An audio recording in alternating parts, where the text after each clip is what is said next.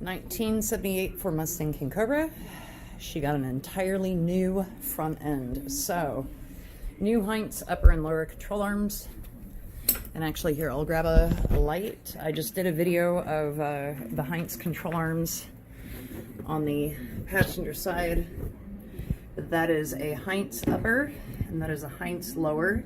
These are the same control arms that Speedway provides and sells. Just the weld is a little bit better. That is a Viking coilover. And I was told when I purchased the Viking coilovers that it would change my ride height and shorten it by quite a little bit.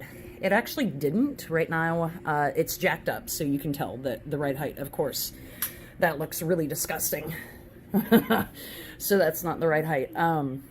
But I was told that the ride height would change quite a little bit. Significantly, I've only noticed about an inch and drop, if that, and I am at 1/3 of the coil being tightened, so I can always gain a much better ride height if I tighten up that bottom end of that coil on the thrust bearing. And I can retrieve probably my full ride height if I really wanted to. I don't. So this video is about how to change your camber or caster on this car. So these cars, nothing in my front end has changed drastically from the stock. So my front end, I still have to adjust the toe by the control arm. But my camber and my caster, I started noticing that, holy crap, my tires like really edging like on a side, like they sit, you know, in like this. They were really cockeyed when I put my upper control arms in and my lower control arms. And those upper and lower control arms do not change the factory specs for the caster or camber of the car. So I got to thinking, like, well, how is that supposed to be adjusted? And this is how you adjust those things. So your camber on this Mustang, there's not a whole ton of adjustment, but you know, it's significant for what you need it to be. Here we go. This is going to be difficult getting this in here. These two bolts here on the upper control arms, this bolt and this bolt, do you see this cavity? So this cavity allows this arm to, it can move all the way forward or it can move all the way back. Now currently I have it nearly all the way to the back, not all the way. And I have adjusted the camber to what I want it to be, which is nothing, straight up, straight down. But that is how the camber or caster is adjusted. So these bolts loosen up. Do not take the nuts off, just loosen those, and that will do enough to allow this to move forward or back. Now, when you get those loosened, the easiest way that I found out how to support the tire in order to get it in a position to do this, this is what is known as a very cheap motorcycle jack. This motorcycle jack fits beautifully under the tire, and you can press up just the tire. So that allows that back control arm to move back once those bolts are loosened. This will support the tire and push it back, push the control arm back so that you can have a lot of control over those two bolts. If you do not have one of these guys, a jack can work, but it needs to be low enough to the ground where you're not having to jack this up so high. I do have it supported. I found that if I jacked it in the center on the cross member, which normally is where I jack this car up in order to put stands, is right in underneath here. There's a cross member.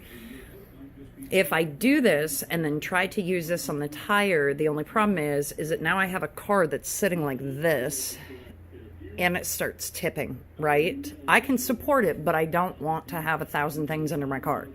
So the easiest way to do this, use your 3-ton jack. use the support. Let me get the light so you can see this a little bit better. There is a specific place to jack up your car. Go straight from the fender, so you see where this fender is right here, and go directly under. And you see how this bar, this chunk of metal, comes down. Don't jack right here. Wait until it ties into the subframe. So it ties into the subframe, and you can see that right there at that end. From here up to the end of the fender, or the end of the firewall, whichever one you want to call it, there is a chunk of metal that is underneath the subframe that sandwiches the subframe and creates a U-shaped, sturdier frame for a jack to be supported. So that is where you can jack on the side of this car. You can see that somebody else, see all this beautiful like crap right here? Somebody else tried to put a jack directly in underneath the car. Jackasses. Yep, you see all that? That's from trying to use this tiny little sheet of metal right here, and they bent it and caused it to have nice big hiccups in it. So that's where you would jack it up on this side of the car. On the other side, identical. And this is how you adjust for your camber and caster on a 1978 Ford Mustang King Cobra. So any Mustang 2s, this is how you would adjust. Your control arm's just going to look a little bit different. I kept a control arm. So your control arm is going to look like this. But the theory behind it for the caster and the camber is exactly the same. 1 bolt, 2 bolts. The only problem with these is that when this arm is lowered, it makes it really hard to put a socket head on these bolts right here. That is why the aftermarket doesn't have this crazy, right, sheet metal thing right back here to guard it. And it's made entirely out of tubed metal, which makes it a little bit stronger than, you know, just the factory cast piece that they have here.